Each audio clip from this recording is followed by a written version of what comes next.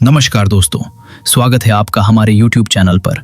मैं हूं आपका होस्ट और आज हम आपको बुर्किना फासो की उस प्रेरणादायक पहल के बारे में बताएंगे जिसने सदियों से सूखे, गर्मी और वनों कटाव की मार झेल रहे इस देश को हरा भरा करने का संकल्प लिया, ट्री फ्यूचर प्रोजेक्ट।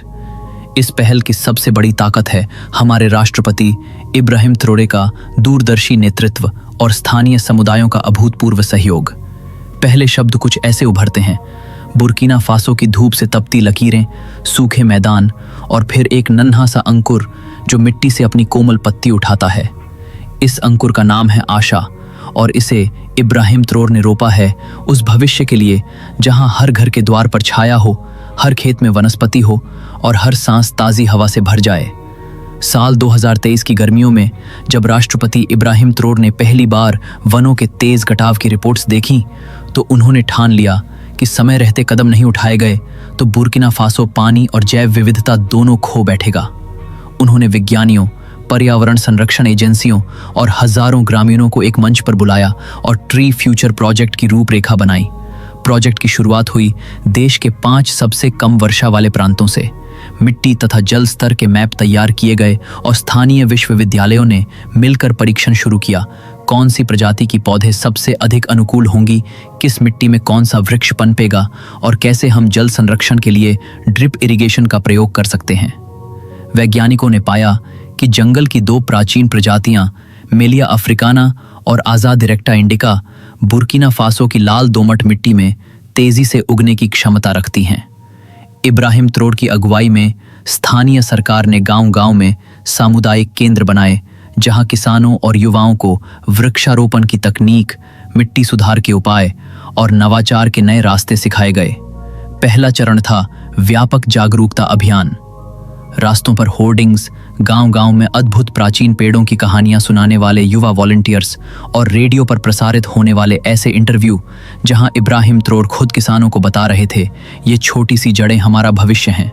दूसरा चरण था सप्लिंग योजनाएं।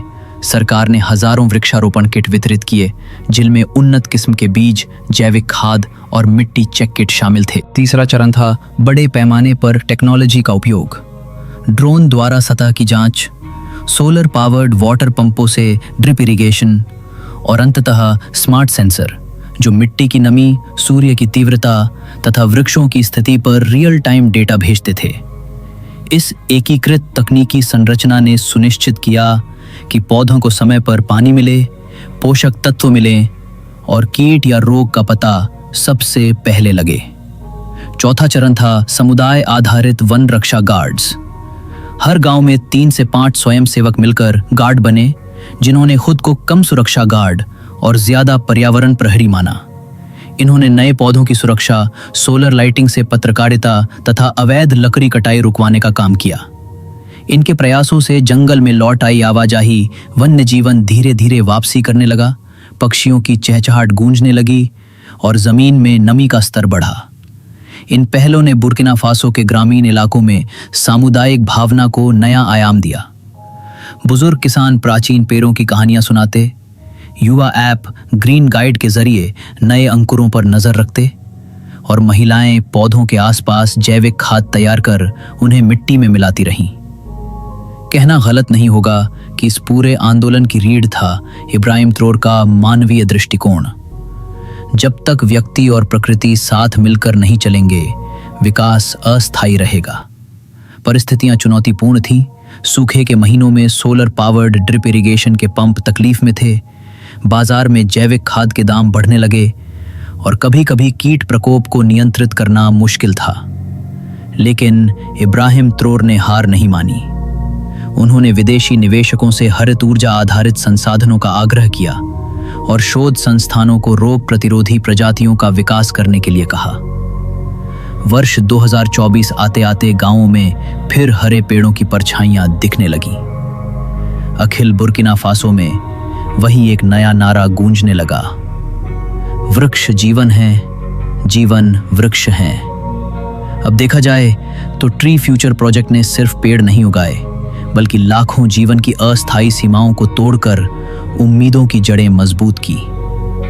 छोटी छोटी शाखाएं बनी स्वरोजगार का जरिया, जैसे फल संग्रहण, जैविक खाद निर्माण और चाय तथा औषधीय पौधों की खेती। इस यात्रा का आखिरी पड़ाव नहीं बल्कि एक नए आरंभ का संदेश है। जब हम एक साथ मिलकर छोटे से छोटे बीज को संजोते हैं तो वो एक विशाल वृक्ष बनकर हमारी आकाश की ऊंचाइयां छू लेता है। इस कहानी को आपके साथ बांटकर हमें बेहद गर्व महसूस हो रहा है। अगर आपको ये वीडियो पसंद आया हो तो कृपया लाइक बटन दबाएं, चैनल को सब्सक्राइब करें और बेल आइकन दबाकर हमारे साथ जुड़े रहें। नीचे कमेंट में बताएं कि आप अगली बार किस प्रेरणात्मक परियोजना की कहानी सुनना चाहेंगे। धन्यवाद और खुशहाल जीवन की कामना के साथ हम फिर मिलेंगे एक नई हरित कहानी के बीच।